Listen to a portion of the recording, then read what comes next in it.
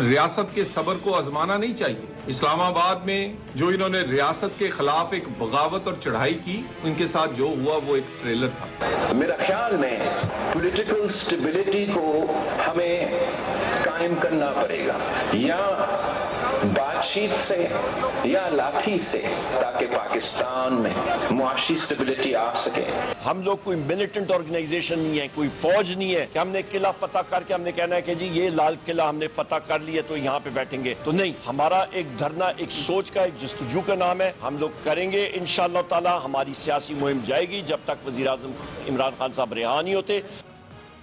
बिस्मिल्लाहिर्रहमानिर्रहीम, अस्सलाम वालेकुम। नाज़रीन, फ़ाइनल कॉल की नाकामी के बाद मुल्क में शदीद सियासी इंतशार देखने में आ रहा है। गवर्नमेंट और तहरीक इंसाफ के दरमियान शदीद लफ्ज़ी जंग जारी है। ग्रैंड ऑपरेशन में मुबैना हलाकतों समेत मुख्तलिफ मामलात को लेकर PTI इदारों के खिलाफ प्रोपेगेंडा करने में मसरूफ़ है और ये तासुर देने की कोशिश की जा रही है।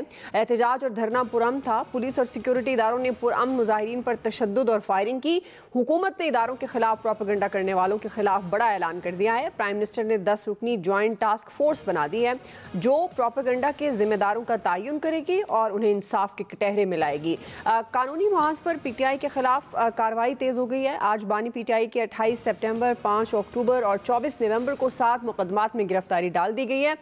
बुशरा बीबी, बैरिस्टर गौहर, शुएब शाहीन समेत 96 रहनुमाओं के वारंट गिरफ्तारी भी जारी कर दिए गए हैं। GHQ हमला केस में भी कई रहनुमाओं के वारंट गिरफ्तारी जारी किए गए, मगर आज बैरिस्टर गौहर मुबैना हलाकतों के दावे और बानी PTI की सेहत से मुतल्लिक खबरों से पीछे हट गए। उन्होंने बानी PTI से मुलाकात के बाद बताया कि वो सेहतमंद हैं, इडियाला जेल में हैं। ऑपरेशन में सैकड़ों हलाकतों के दावे करने वालों से उन्होंने लातअल्लुकी का इजहार किया और ये कहा कि गोली जिस तरफ से भी चली, जिसने भी चलाई, जैसे भी चली, हम उसकी मजम्मत करते हैं। मुल्क में बढ़ते और सियासी इंतशार पर बिलावल भुट्टो का नाज़रीन सबर जवाब दे गया। उन्होंने हुकूमत से ये मुतालबा कर दिया कि बस बहुत हो गया, अब मुल्क में सियासी इस्तेहकाम लाना पड़ेगा। चाहे हुकूमत बातचीत करे या लाठी का इस्तेमाल करे, सियासी इस्तेहकाम लाना पड़ेगा, ये बिलावल भुट्टो ने कहा। इसी तमाम तर सूरत हाल से मुतल्लिक आज का पहला बड़ा सवाल होगा। पैनल का तारुफ करवा दूँ। प्रोग्राम में मेरे साथ हैं आमिर इलियास राना साहब, फैसल हुसैन साहब, नवीद हुसैन साहब, मोहम्मद इलियास साहब और खालिद कयूम साहब। आप सबका शुक्रिया। नवीद साहब, आपसे आगाज़ करी हूँ, चूँकि जब से ये फ़ाइनल कॉल की नाकामी के बाद जिस तरह का सियासी इंतशार देखने में नज़र आ रहा है, ख़ासतौर पर ये जो एक कन्फ्यूजन कि किस तरह से मुजाहिरीन पर तशद्दुद किया गया हुकूमत की तरफ से और हुकूमत का मौक़िफ़ जो मैंने आपके सामने रखा। आप जो बिलावल भुट्टो ज़रदारी कह रहे हैं कि चाहे बातचीत करे या लाठी का इस्तेमाल करे, सियासी इस्तेहकाम आना ज़रूरी है। ये तो सभी कहते हैं कि सियासी इस्तेहकाम मुल्क की पहली अव्वलीन तरजीह है, तभी मुआशी इस्तेहकाम आएगा। क्या आपको लगता है कि क्या लाठी के ज़रिए सियासी इस्तेहकाम आ सकता है? और ये जो पाकिस्तान तहरीक इंसाफ के अंदर एक कन्फ्यूजन है, कोई कहता है सैकड़ों हलाकतें हुई, अब बैरिस्टर गौहर कह रहे हैं कि 12 पे उन्होंने बात की और उन्होंने ये भी जो मुलाकात के बाद बयान दिया, इस पे भी कमेंट कर दीजिएगा नवीद साहब।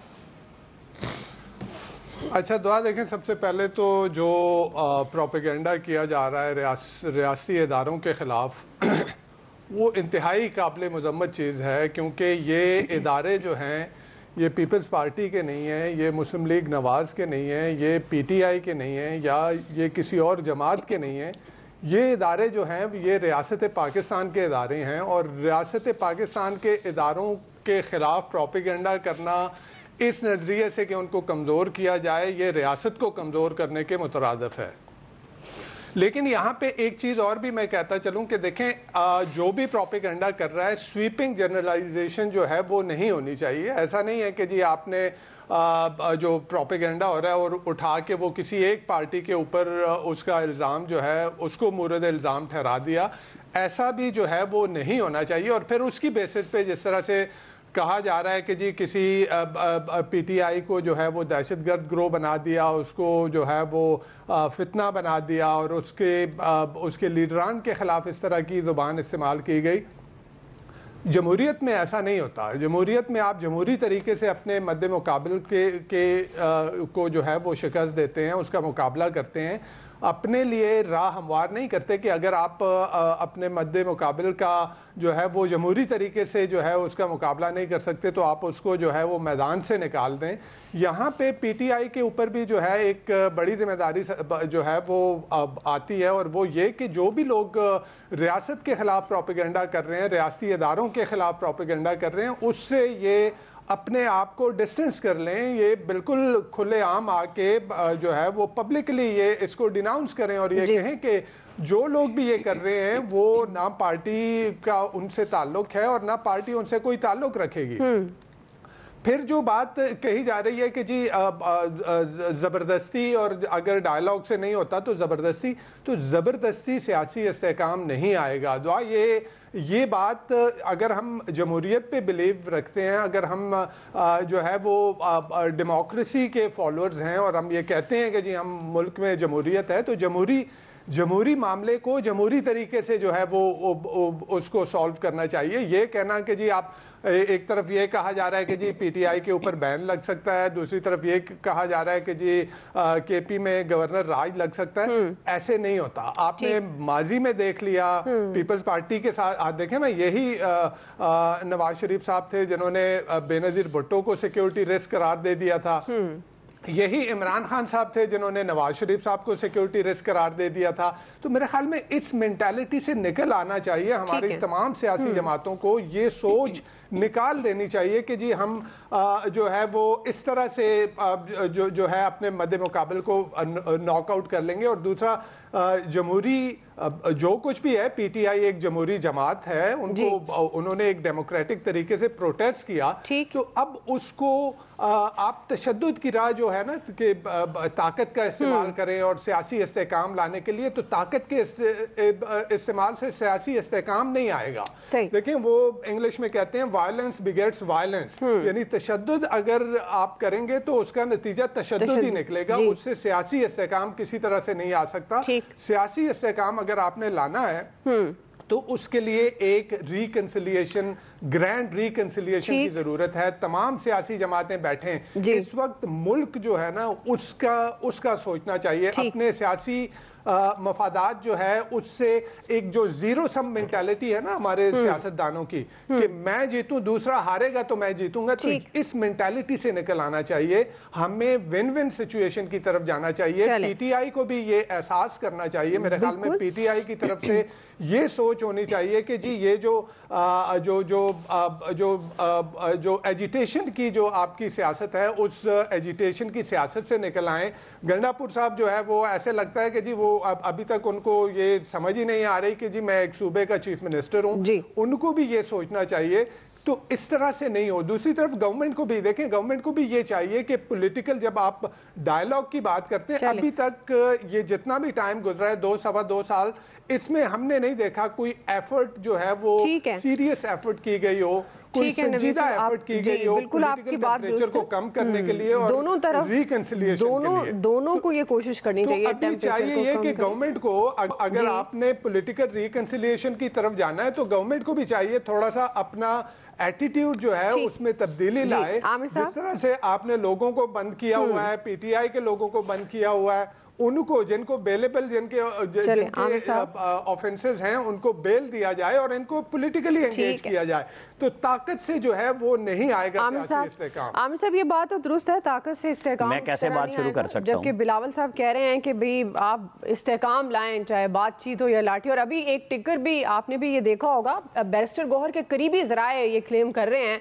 कि मामला तकरीबन तय पा गए थे और अगर ये पुरअमन रहता धरना जो भी इन्होंने तहरीक एहतजाज थी तो बानी की रिहाई भी मुमकिन हो सकती थी। वो ना मीडिया में बैठे हुए शर पसंद नासिर यूट्यूबर्स वो जो है ना ये नहीं चैन लेने दे रहे। आज बैरिस्टर गौहर की गुफ्तगू के बाद ज़रा चेक कर लें सोशल मीडिया पे, इल्ज़ाम लगाया गया कि बैरिस्टर गौहर बात कर रहे हैं और उनका किसी पर्चे में नाम नहीं, इमरान खान के साथ पहले पर्चे में उनका नाम है, डी चौक वाले में। अच्छा, दूसरे ये जो है ना कि एक चीफ मिनिस्टर को समझ नहीं आई कि वो एक चीफ मिनिस्टर है। यहाँ एक लाडले प्राइम मिनिस्टर भी हुआ करते थे, उनकी बेगम बताती थी उनको, आपको याद होगा, बेगम बुशरा के हुजूर आप प्राइम मिनिस्टर हैं, आपने ये फैसले करने हैं। तो उनको भी आखिरी दिन तक समझ नहीं आई कि मैं वज़ीर आज़म हूँ, और बाद में उन्होंने कहा वो तो जनरल बाजवा करते थे सब कुछ। यहाँ पे मुर्गा बन जाए हुकूमत, वो कहते हैं ना कान पकड़ना, जो टीचर सजा देता था, वो शहबाज शरीफ सबमिसिव होते होते अपनी बेइज्जती करा के थक गया कि मैं बात करना चाहता हूँ। आसिफ जरदारी कहते हैं, बिलावल कहते हैं, जब तंग आमद बजंग आमद होती है तो फिर आ जाते हैं कि जी देखें जी वो तो बात ही नहीं करते। रिकन्सिलिएशन किसको कहते हैं? कदम पीछे हटना ये होता है कि शहबाज शरीफ उठ के अपनी सीट से अपोजिशन लीडर से हाथ मिलाते हैं और वो खड़ा होकर कहता है तुम चोर हो, तुम डाकू हो। गवर्नमेंट के पास और क्या तरीका है? क्या मुर्गा बनाए या खुद मुर्गा बन जाए कि बजूर हम पेश हो गए? जो इमरान असगर ने खबर दी उसमें अगला पहलू ये है कि वहाँ बैरिस्टर गौहर के ज़राए ने यह भी बताया कि 16 दिसंबर डेडलाइन दी गई थी कि इमरान खान रिहा हो जाएंगे। अब मुझे बताएं कि ये जो पार्टी के अंदर फेक न्यूज़ दे रहे हैं, जिन लोगों ने पार्टी को हाईजैक किया कि हमने डी चौक पे जाना है, तो उन्होंने इमरान खान के लिए पर्पस सर्व किया या अपनी ज़ात के लिए किया? तो चूंकि बेगम बुशरा नंबर 1 पे नाम आया ना उनका, उनकी अहलिया का, खान साहब ने तो अब ऑन किया कि जी हमें रेंजर्स की शहादत पे भी है, पुलिस की भी है और हमारे लोगों की भी है, होना भी चाहिए, क्योंकि सैकड़ों लाशों के सफ़र से 12 लाश तक आ गए। मजाक किसने बनाया? जनरल सरफराज शहीद से लेके और अब तक रेंजर्स तक सिर्फ पीटीआई ने बतौर इदारा फौज को निशाना बनाया, ना नून ने बनाया ना पीपल्स पार्टी ने बनाया। हमें बात सच करनी चाहिए कि बतौर इदारा अगर किसी पार्टी ने निशाना फौज को बनाया है, तज़हीक आमेद रवैया, आज बाइकाट मुहिम चल रही है, वो सारे के सारे पीटीआई के अकाउंट्स वाले हैं। आप एक लाठी से गैर जानिबदार होते हुए सबको नहीं आंक सकते कि जी इन सब ने ये काम किए थे। मुझे बता दें, बेनज़ीर भुट्टो ने अल जुल्फ़कार पे बिरत इख्तियार की अपने भाई के साथ। ये जिंदा हकीकत मौजूद है कि जब किसी ने किया तो मिलिटेंट ग्रुप से उन्होंने अलहदगी इख्तियार की। तो तारीख के धारे को इस तरह ना बहा दें कि किसी एक की मोहब्बत में सबको रगड़ा दे दिया जाए। इशू ये है कि हम जब ज़रा सी महंगाई कम हुई तो हम कहते थे ये महंगाई जो चढ़ी थी ना, अभी उसमें कम आया है, ब्रेक नहीं लगी। 76 महीने पिछली महंगाई पे आप चले गए, अभी भी हमारा कोई जिक्र नहीं, क्योंकि हम तो रोज़ ये कहते हैं महंगाई बढ़ गई बढ़ गई। अल्लाह के बंदो, कहीं तो इस्तेहकाम की तरफ जाना पड़ेगा ना, बात करनी पड़ेगी। मैं 1997 में गया मलेशिया, वहां महातीर की हुकूमत थी, तो इंग्लिश अखबार सुबह देखा तो उसकी हेडलाइन एजुकेशन की थी। मरहूम सरताज अजीज हमारे साथ थे, वो उस वक्त वजीर खजाना थे। मैंने कहा जी ये क्या है? कहेंगे ये है इनकी तरक्की का राज, यहाँ हम तुम लोग सारे सियासत ही करते रहते हैं, ये एक तसलसल भी है। अब मैं ये मिसाल इसलिए नहीं दे रहा कि खुदा ना खास्ता यहाँ पे आप मीडिया का गला दबा दें और सब कुछ कर दें, लेकिन जिन कौमों ने कुछ तरक्की की है उन्होंने कुछ असूल भी बनाए हैं। अगर बरतानिया में कोई एक्शन लेता है, स्टेट के खिलाफ आता है, वहाँ एबनॉर्मेलिटी क्रिएट करता है, तो 10-10 साल की सजा एक ट्वीट पे हुई है। अगर कैपिटल हिल पे हमला किया है तो सजाएं हुई हैं। यहाँ तो तमाशा बनाते हैं हमारे जजेस साहिबान, वो ये वीडियो है, क्या हो गया आपको, हमारे इदारे इतने कमजोर हो गए हैं। किस कदर तज़हीक आमेद रवैया अदलिया से भी आया, प्रोसिक्यूशन का मजाक उड़ाया गया। ये आज हम जहां पहुंचे हैं, इसमें सब इदारों ने मिनहसुल कौम हम कह सकते हैं कि हमने अपना सारों ने ये सफर में रास्ता डाला है कि हमें निकलना चाहिए। सब बंदे बात करते हैं, हम भी कहते हैं कि एक एक कदम पीछे हटे, बात करें, लेकिन आप बात तब करेंगे जब आप डी चौक में जाएंगे, आप फौज को तज़हीक का निशाना बनाएंगे और आप कहेंगे कि जनाब एक आर्टिफिशियल इंटेलिजेंस से लगाएंगे कि डी चौक खून से सर हो गया, उसको लाखों लोग देख लें, उसके बाद आप कह दें कि जी नहीं हम तो सिर्फ इस्तारा दे रहे थे। भाई आप जो कह रहे हैं वो कर रहे हैं, तो फिर आप लाशें बताएं, आपके लीडर्स हॉस्पिटल क्यों नहीं गए? हम पहले दिन से कह रहे थे कि हमारे पास 6 लाशों की मौजूदगी की इतला है, 3 पिम्स में, 3 उसके अंदर पॉली क्लिनिक में और 4 जिनमें रेंजर्स थे और 1 पुलिस का सिपाही था। ये 12 कह रहे हैं ना, ये सैकड़ों का सफर था। ये जो JIT टास्क फोर्स बनी है, ये सब ड्रामा होगा। ये 10 दिन में रिपोर्ट दे, उसे पब्लिक करें। डी चौक में लतीफ खोसा साहब से लेके और 8 लाशों तक में सबको लाएं कि जी बताएं आपके पास कहां से ये डाटा आया। सही। अगर आप अब भी सजा नहीं देते लोगों को तो फिर ये ढकोसला है, उसी तरह जिस तरह 9 मई वालों को सजाएं नहीं हुई। सही जी। फैसल साहब, देखिए आपका जो बुनियादी सवाल है वो प्रोपेगेंडे के हवाले से, जो प्रोपेगेंडा हो रहा है रियासती इदारों के खिलाफ नहीं होना चाहिए, इस पर तो ज़ाहिर है कोई दो राय नहीं हो सकती। लेकिन मसला ये है कि जब आप सच का रास्ता रोकते हैं तो झूठ अपनी जगह बनाता है। अगर आप इलेक्ट्रॉनिक मीडिया पे 6 हलाकतों की खबर चलने देते तो ये जो रियासत मुखालिफ कुव्वतें थीं, इनको या सियासी कुव्वतें थीं या हम तो कहते हैं मुल्क दुश्मन कुव्वतें थीं, उन्होंने ये जो 200 हलाकतों का और 300 हलाकतों का प्रोपेगेंडा किया, उनको इसका मौका नहीं मिलता। ऐसा अंधेर नगरी नहीं है इलेक्ट्रॉनिक मीडिया में। अभी भी मैं आपको ईमानदारी के साथ बता रहा हूँ कि जो जिसकी चाहे खबर दे दे, वहाँ आज भी खबर को चेक करने का कोई ना कोई मेयार, कोई ना कोई पैमाना मौजूद है। कभी भी इलेक्ट्रॉनिक मीडिया जो है, अगर आप उसको उस दिन खबर चलाने की आज़ादी दे देते तो कभी भी वो ये खबर नहीं चलाता कि आज 200 आदमी मर गए, या चाहे वो कितना भी हुकूमत का मुखालिफ चैनल होता। آج بھی الیکٹرانک میڈیا میں یا پرنٹ میڈیا میں جب تک خبر کو کوئی ایم ایل او کنفرم نہ کر دے، کوئی اسپتال کے ذرائع کنفرم نہ کر دیں یا اہل خانہ کنفرم نہ کر دیں، خبر نہیں چلائی جاتی۔ اگر اس دن یہ خبر آ جاتی کہ جتنے 6 7 8 جو بھی ہلاکتیں ہوئی ہیں وہ چلا دیتے، تو آپ یقین کریں یہ جس پروپیگنڈے کو آج ملک دشمن پروپیگنڈا ہم کہہ رہے ہیں، یہ پروپیگنڈے کی نوبت نہیں آتی۔ کیوں نہیں چلی خبر یا نہیں چلنے دی خبر؟ کون ہے اس کا ذمہ دار؟ وہ ہے اصل مسئلہ۔ اگر اس دن یہ آزادی ہوتی الیکٹرانک میڈیا کے پاس تو اس دن یہ صورتحال نہیں ہوتی۔ آج الیکٹرانک میڈیا اور پرنٹ میڈیا نے اپنی کریڈیبلٹی کھو دی ہے۔ عام آدمی کا اعتبار جو ہے وہ سوشل میڈیا پر ہو گیا، اس لیے ہو گیا کہ ہم خبر چھپا رہے ہیں۔ الیکٹرانک میڈیا، پرنٹ میڈیا خبر چھپا رہا ہے، وہ پارٹی بن رہا ہے، تو پھر لوگ سوشل میڈیا کی طرف جا رہے ہیں۔ آپ کیا اس عام آدمی جس کا اعتبار ختم ہو رہا ہے الیکٹرانک میڈیا کے اوپر، کیا اس کو ڈنڈا مار کے بولیں گے نہیں تو اعتبار قائم کر اس کے اوپر، نہیں تجھے زبردستی اعتبار کرنا ہے؟ ایسا تو نہیں کر سکتے آپ۔ بالکل۔ پھر آپ یہ کہتے ہو یہ پروپیگنڈا مشینری، سنجیدہ بات ہے، اس کا ایک بہت غور طلب بات ہے۔ جن لوگوں کو آج ہم یہ کہہ رہے ہیں، کمال ہے یار، ہم آپ کو کب غیر سنجیدہ کہہ رہے ہیں؟ یہ پروپیگنڈا مشینری ہے، یہ کس نے تیار کی ہے؟ یہ میں نے تیار کی ہے، عامر الیاس ثانیٰ نے تیار کی ہے۔ جن لوگوں نے تیار کیا ان سے بھی تو پوچھیں کہ آپ نے کیا تیار کر کے اس قوم کو تحفہ دیا ہے، ان سے کیوں نہیں پوچھتے ہو؟ ان لوگوں کو بھی تاب احتساب، جس آدمی پہ، جس بچے کے بعد الزام لگا رہے ہو کہ بھائی تم یہ پروپیگنڈا کیوں کر رہے ہو، لیکن جس نے اس کی تربیت کی ہے، جو اتنی بڑی ایک فورس تیار ہو گئی، جو آج ریاست پہ باقاعدہ حملہ آور ہے، جو آج ریاست کے لیے خطرہ بن گئی ہے، تو اس فورس کو تیار کرنے والوں سے بھی تو پوچھو، آپ ان کی ذہن سازی کرنے والوں سے بھی تو پوچھو، ان کو تربیت دینے والوں سے بھی تو پوچھو، بھائی کیا کام کیا آپ نے، کیوں کیا یہ کام، آپ نے کس لیے کیا تھا کام؟ وہی والی بات کہ جو افغان پالیسی تھی کسی وقت بہت اچھی تھی، پاکستان کے مفاد میں تھی، وہ بعد میں پاکستان کے جو گلے پڑ گئی۔ جی، یہ کوئی بات ہے کہ پہلے آپ ایک چیز تیار کرتے ہیں، بعد میں وہ ہمارے لیے، اس قوم کے لیے، اس ملک کے لیے، اس ریاست کے لیے، ریاستی اداروں کے لیے، خاص طور پہ فوج کے لیے، میں بہت اوپن بات کر رہا ہوں، فوج کے لیے مشکلات کا سبب بن جاتی ہے۔ یہ آج اس ملک کے اندر جو ہو رہا ہے، جو اس وقت ماحول بنا ہوا ہے ڈیجیٹل میڈیا کے اوپر، سوشل میڈیا کے اوپر، کہ دنیا میں کہیں آپ کو یہ ماحول ملے گا کہ ایسا لگتا ہے کہ پورا اس ملک کا پورا ڈیجیٹل میڈیا، اس ملک کا پورا سوشل میڈیا جو ہے اس ملک کے خلاف ہے، اس ریاست کے خلاف ہے، اور اس میں ایک سیاسی جماعت پہ جو الزام وہ تو اپنی جگہ تحریک انصاف کر رہی ہوگی، لیکن اس میں تو عام آدمی بھی شامل ہوتا جا رہا ہے، اس کو آپ کیا کہیں گے؟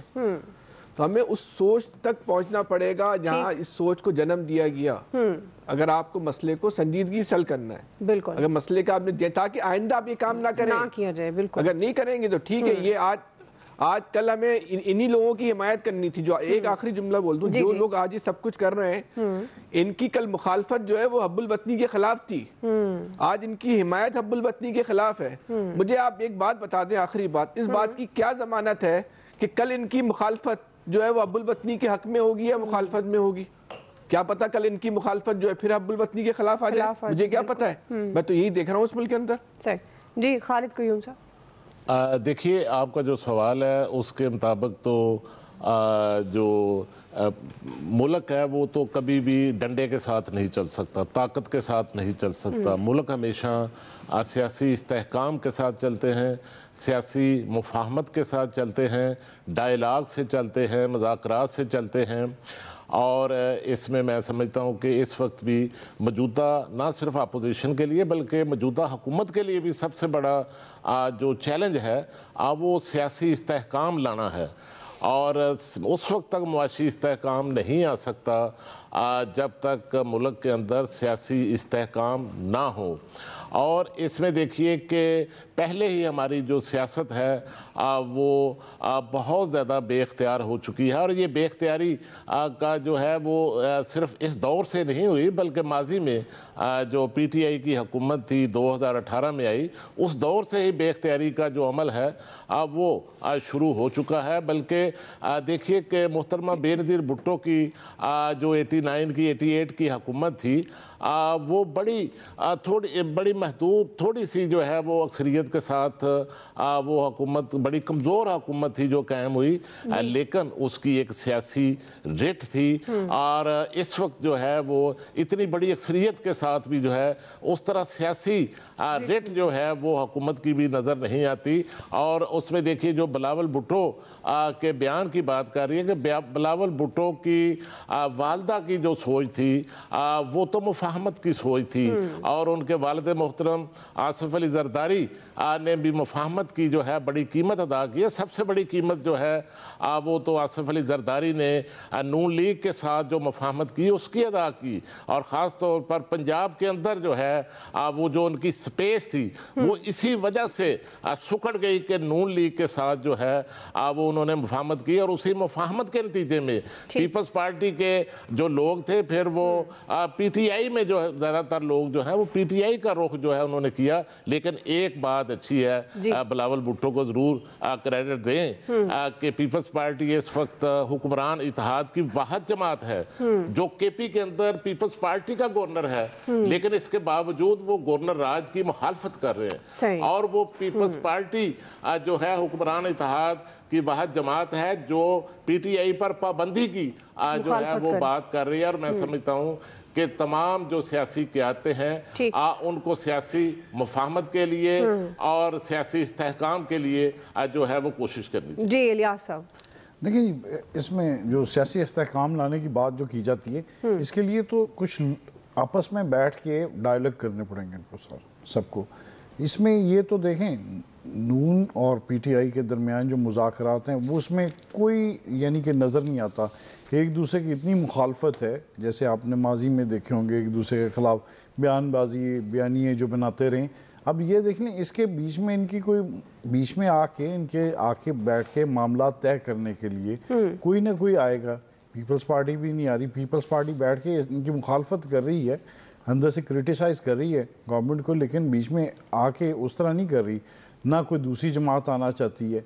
तो ये तो वहाँ मामला ऐसे के तैसे ऐसे ही रहेंगे क्योंकि इसमें कोई ऐसा समझौता नज़र नहीं आ रहा, ना कोई ऐसा है कि जो इख्तियार वाले आके बैठ के इनको समझाए, क्योंकि इनके इधर से ये डर होता है क्योंकि गवर्नमेंट की तरफ से कि ये अगर कोई इनसे बातचीत कर लें PTI से तो इनकी क़यादत तो असल जो है वो तो जेल में, ये को फिर यू टर्न ले लेंगे। जैसे इनके पहले अब कह रहे हैं कि मामला तय होते होते रह गए हैं सारे, तो इनकी जितने बंदे हैं जितने लीडर थे जो जुलूस में नज़र नहीं आए थे वो सारे जुलूस में जो लीडर नज़र नहीं आए वो सारे बाहर बैठ के अपने अपना बयानियाँ बनाते रहते हैं, अपना बैठ के करते रहते हैं। तो इसके लिए इनको ये जमात को जो है जो इस वक्त जो इस जमात को ख़राब किया जा रहा है, कारकुन इस तरह बड़े मुतनफ़र हो रहे हैं, वो इस वक्त देखना पड़ेगा इस जमात को बैठ के इनमें से कोई सीरियस लेके बंदे जो बैठ के जो इनके साथ मुज़ाकरात करें, जो समझौता है कुछ ले दे के मसला मामला तय पड़ेंगे। जैसे पहले भी काफ़ी पेशकश की जाती रही कि माफ़ी मांग ली जाए, लेकिन उस वक्त ये डट गए। अब लेकिन देखें आज के जो जिस तरह उन्होंने कहा कि जी हम उन लोगों को सपोर्ट नहीं करते जिन लोगों ने ये किया था। तो इस तरह के मामलात हैं, अगर इस तरह की बातचीत है तो इससे पता चल रहा है जो पहले मामलात हुए उसमें कोई बातचीत हो रही थी जो कि इनकी क़यादत ने जो उस वक्त जो क़यादत आई थी उसने डी चौक में उसने सारा गलत किया है। तो अब इस मामलात को देखने के लिए, इसको हल करने के लिए अगर बिलावल साहब कह रहे हैं तो बिलावल साहब को आके बातचीत करनी चाहिए ताकि मुदाखलत करके ताकि इनको बैठ के एक जगह करें, क्योंकि मुल्क में सियासी इस्तेहकाम वाकई वक्त की ज़रूरत है। बिल्कुल जी, आपने सही। अभी ब्रेक नाज़रीन, ब्रेक से वापस आएंगे। क्विकली हम सवाल ये रखेंगे, कराची से खैबर तक इंटरनेट की सुस्त रवि से सार्फिन शदीद परेशान है। अब इस बंदिश से होने वाले मौशी नुकसान का जिम्मेदार कौन, राय लेते हैं ब्रेक के बाद। यहाँ पे यकीन जाने के कभी कोई वॉइस मैसेज भी करते हैं ना, वो भी 2-2 घंटे तक पहुँचता है, कोई टैपिंग करते हैं वो भी नहीं पहुँचता।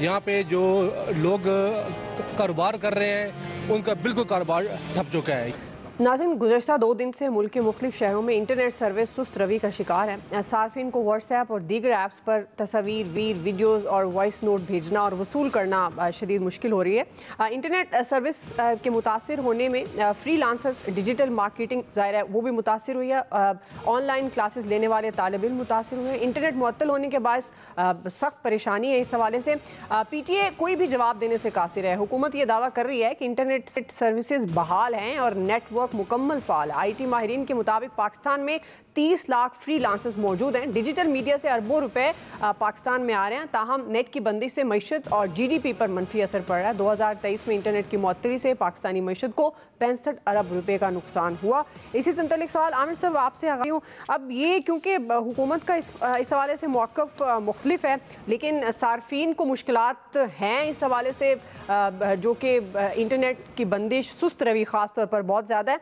तो आपके ख्याल में ये जो मौशी नुकसान इस हवाले से हो रहा है, इसका ज़िम्मेदार कौन है? देखें, इसमें हमारी पूरी रियासत इन्वॉल्व है।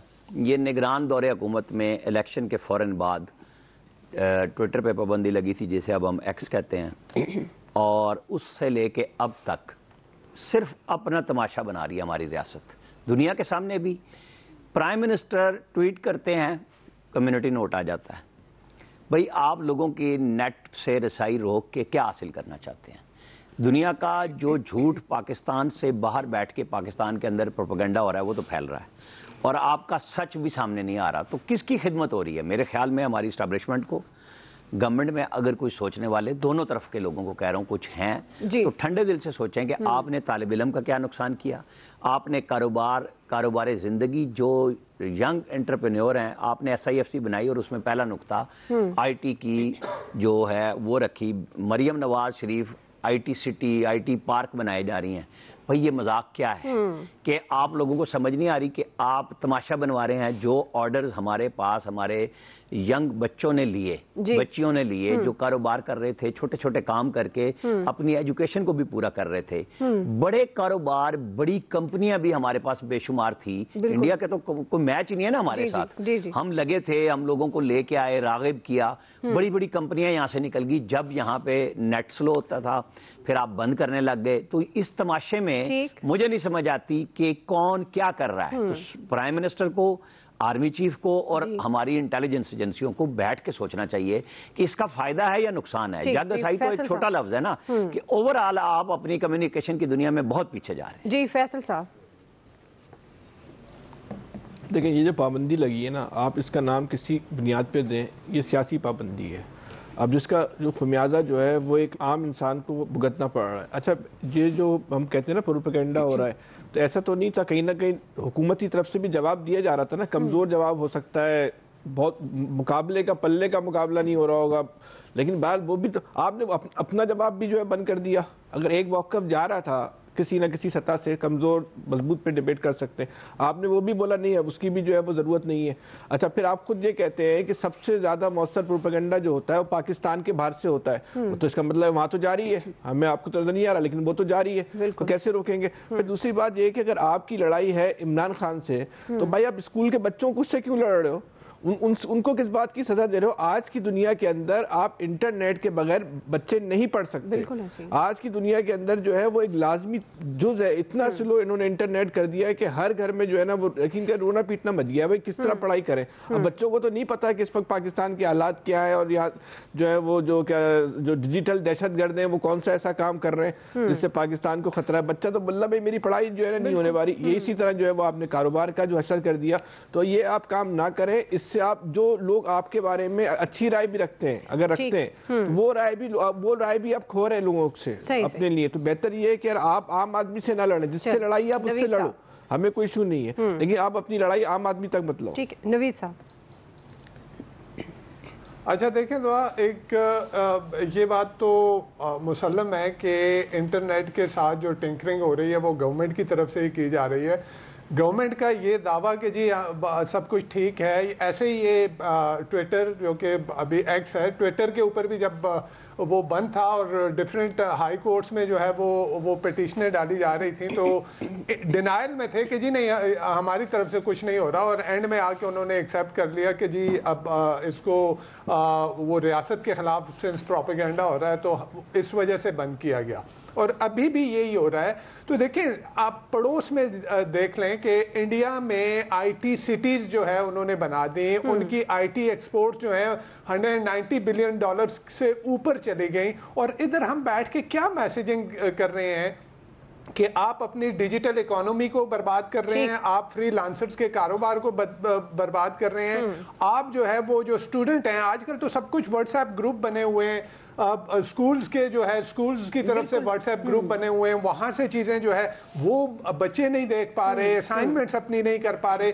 تو گورنمنٹ کو اس طرح سے, یعنی ایک چیز اگر آپ اس کو جو ہے کاؤنٹر نہیں کر پا رہے, ایک نیریٹو جو پیڈل کیا جا رہا ہے باہر سے بیٹھ کے, اس کو آپ اگر کاؤنٹر نہیں کر پا رہے تو آپ انٹرنیٹ کو ہی بند کر دیں, یہاں پہ اپنے ملک کا ہی نقصان کر دیں. اور جیسے آپ نے انٹرو میں کہا کہ اتنے بلین روپے کا نقصان ہو رہا ہے, تو گورنمنٹ کو سوچنا چاہیے. ٹھیک ہے جی, کوئکلی بریک سے واپس آئیں گے. اسی سوال پہ خالد قیوم صاحب, الیاس صاحب کا ٹیک لیں گے, ہمارے ساتھ دیں گے. ویلکم بیک ناظرین. جی خالد قیوم صاحب, ذمہ دار کون معاشی نقصان کا؟ دیکھیے ساری صورتحال میں ایک تو بات ہو رہی تھی کہ اس سے پابندی سے اور سست روی سے جو ڈیجیٹل اکانومی ہے اس کا نقصان ہو رہا ہے. میں سمجھتا ہوں کہ صرف ڈیجیٹل اکانومی کا نقصان نہیں ہو رہا, پاکستان کی پوری معیشت جو ہے وہ اس سے متاثر ہو رہی ہے. اور میں اس وقت جس طرح نویز صاحب بتا رہے تھے کہ انڈیا کی جو ایکسپورٹ ہے اس حوالے سے, اس کا تو پاکستان کے ساتھ موازنہ نہیں کیا جا سکتا. یہاں تو پاکستان کی پہلے 5 ماہ جو ہیں اس میں ایکسپورٹ جو ہے آئی ٹی کی وہ 1 ارب 20 کروڑ ہے صرف, اور ہماری حکومت جو ہے وہ 3 سال میں جو ہے وہ 25 ارب ڈالر تک جو ہے وہ آئی ٹی کی ایکسپورٹ بڑھانا چاہتی ہے. تو اس صورتحال میں ان پابندیوں میں کیسے ہم جو ہے یہ 25 ارب ڈالر کا 3 سال میں ٹارگٹ جو ہے اس کو اچیو کر سکتے ہیں. اور میں سمجھتا ہوں کہ حکومت جو ہے اس کو اپنی اس حوالے سے پالیسی پر نظر ثانی کرنی چاہیے. جی الیاس صاحب, دیکھیں یہ جو ہے نیٹ کو سلو کیا جو بھی ہے, اس میں دیکھیں یہ آج سے نہیں ہے, کافی عرصے سے جب بھی پروٹیسٹ وغیرہ ہونے لگتا ہے تو اس طرح, تو آپ دیکھ لیں جو بھی ہے کہ کہا جاتا ہے کہ جو اعداد و شمار دیے جاتا ہے کہ پاکستان سے 10 لاکھ جو برین ڈرین ہوا ہے, لوگ باہر گئے. تو اب بھی جو آئی ٹی سے ریلیٹڈ آن لائن کام کرتے ہیں وہ اتنے تنگ پڑ گئے, وہ اپنے آپ کو شفٹ کر رہے ہیں کہ باہر کے ملک میں, کیونکہ یہاں ان کو بیٹھ کے ان کا کام نہیں چل رہا. اور یہ ایک کافی عرصے سے یہ مسئلہ ہو رہا ہے, اور وہ لوگ ادھر سے چھوڑ کے جا رہے ہیں باہر جا کے آن لائن, تاکہ سر نیٹ کی سہولت ملک میں نہیں ہے.